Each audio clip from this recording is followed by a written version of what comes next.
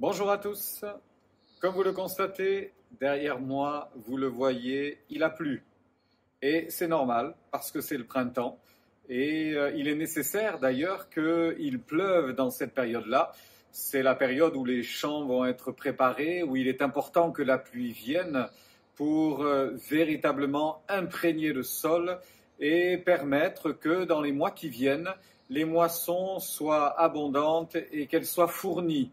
En voyant le temps qui a changé subitement ces derniers jours, puisqu'il y a quelques jours à peine, il faisait très chaud, il faisait très bon, on parlait d'ailleurs déjà de sécheresse, maintenant la pluie revient, mais c'est la pluie du printemps.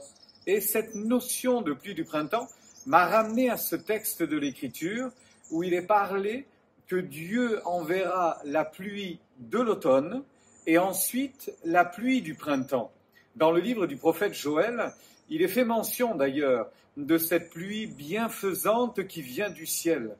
Et c'est dit notamment associé à une promesse, une belle promesse. Et je voulais laisser cela sur votre cœur ce matin. Je vais vous lire quelques mots de ce qu'il est dit dans le prophète Joël.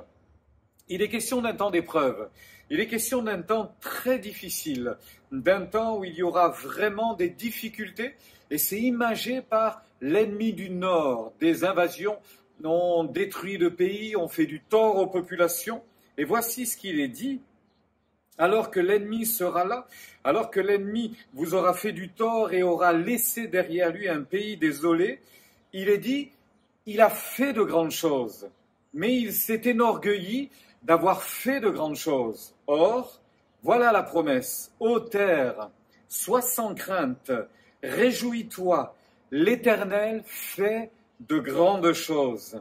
D'un côté, nous avons l'ennemi qui aura fait, lui, des choses monstrueuses, terribles, ravageuses, et tout de suite après vient la pluie de Dieu, la pluie qui descend du ciel et qui est synonyme de grandes choses. Et réjouissons-nous parce qu'il est dit ceci, gens de Sion, soyez dans l'allégresse, réjouissez-vous à cause de l'Éternel votre Dieu, il vous envoie la pluie, selon ce qui est bon, juste, il répand sur vous les averses, les pluies d'automne, les pluies de printemps, tout comme auparavant.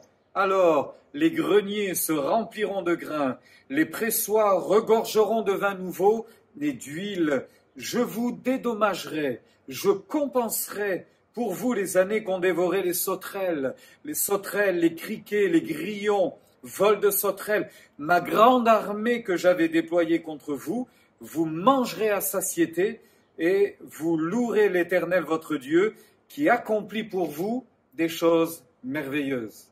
D'un côté, le diable fait des choses monstrueuses, de grandes choses terribles, et de l'autre, Dieu fait des choses merveilleuses, de grandes choses extraordinaires.